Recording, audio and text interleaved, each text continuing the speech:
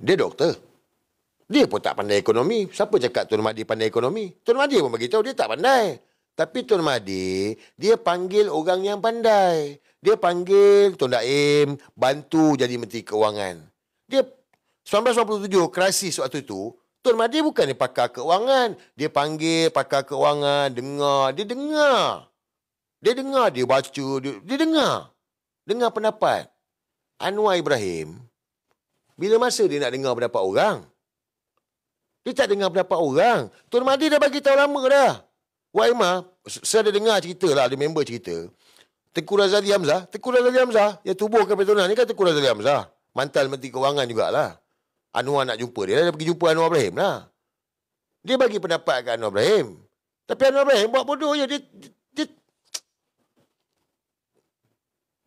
dalam kepala otak dia tak tahu apa pun. Tapi tu saya cakap tadi, Tun Mahdi pun dia bukan pandai, tapi dia panggil, dengar. Kita tak tahu, kita belajarlah.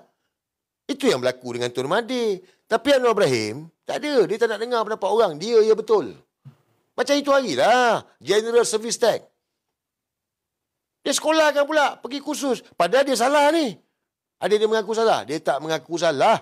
Walaupun dia salah. Lepas tu orang lain pula, betul lah Anwar cakap, itu General Service Tax, betul lah tu General. Semua orang kena cukai. Ini mangkuk nama dia tahu. Dan, korang kena tengok, matlamat Anwar Ibrahim ni, dia jadi Menteri Keuangan untuk apa?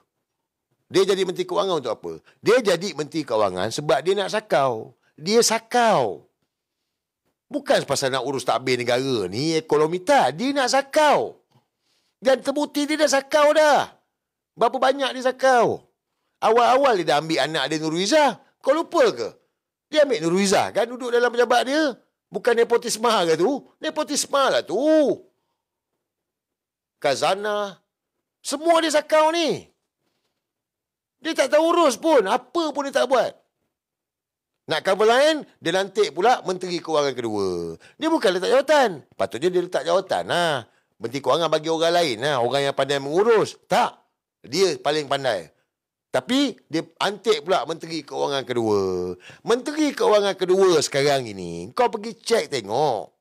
Menteri Keuangan kedua hari ni, dia dari kepada KWSP. Pergi cek tengok. Dia datang ni daripada KWSP. Dan hari ni, banyak benda-benda pelik yang telah dilabur oleh KWSP. Dia bawa masuk ni, daripada KWSP ni, bukan pasal nak majukan negara, nak urus ekonomi. Tak. Dia nak sakau.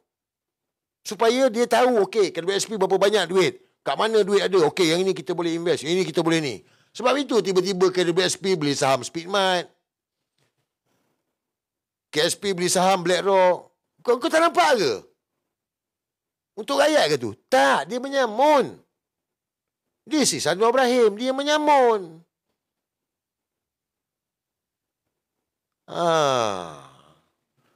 Bukan untuk rakyat, tak ada.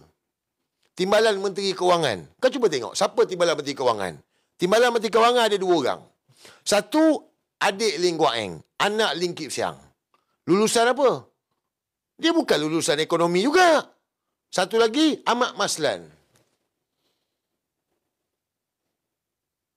Bukan. Ahmad Maslan dah tukar. Menteri JKR. Siapa seorang lagi lah. So, dia orang buat apa? Dia bukan urus takbir negara pun. Sakau. Kat mana boleh sakau? Kat mana boleh samun? Takkanlah kita tak nampak. Okey, kau kan nampak. Okey. Siapa kau nak buat? Kau kan nampak? Okey, kau nak buat apa? Takkan kau nak diam? Kena bersuara lah. Engkau nampak, engkau tahu. Engkau tak boleh berpeluk tubuh. Engkau kena bercakap. Macam saya cakap lah, bukan saya buat macam saya. Betul. Dah lama kan saya cakap. Korang buat VTT pun tak apalah. Kita lambakkan, kita banyakkan VTT pasal kritik Anwar Ibrahim ni. Kita lawan Perdana Menteri, lawan Anwar Ibrahim. Lawan dengan bijaksana lah. Dulu, dia ajar kita merusuh tau. Korang lah. Ajar merusuh, berguling, terbalikkan kita polis. Kita tak buat semua tu. Kita nak bercakap je. Buat troll dekat VTT, menganjing dia. Buat gambar AI ke. Apa sajalah, kau buat je lah. Macam ni contoh kan. Saya bagi contoh kat korang kan. Simple je. Tapi dia punya pergi, padulah. Kalau tanya saya, padulah. Supaya kerajaan ini lebih bertanggungjawab. Kalau mereka enggan kerana alasan tertentu, sewajarnya Perdana Menteri letak jawatan sekarang. Suara dia, AI, kan dia cakap. Sewajarnya Perdana Menteri tak jawatan. Dia tuju kat diri dia lah. Sekarang ni apa dia cakap semua patah balik dekat diri dia. Tapi kita kena bercakap. Kita tak boleh berpeluk tubuh diam saja. Ikut kepakaran kita, ikut kemahiran kita, apa yang kita mampulah. Kreativiti korang lah, mana saya tahu kreativiti korang. Macam tadi kan, saya minta tolong kan. Buatkan tolong, buatkan poster. Kena report dah. Ni, Anwar, lulusan sastra. Kita kena sampaikan kepada rakyat bahawa Anwar ni, dia tak pandai, dia sastra. Dia lulusan sastra, bukan ekonomi. Sebab ada rakyat mungkin dia percaya, Anwar dulu kan pakar keuangan, pakar ekonomi. Kita kena bagi tahu dia ni lulusan sastra je. Macam mana kita nak sampaikan mesej tu? Kita buatlah AI ke apa ke. Macam ni. Ini dia mampu yang ini je. Ambil gambar, buat. Menteri Kewangan, lulusan sarjana muda sastra. Tak apa dah. Sebab orang baca faham, patutlah dia ni sastra.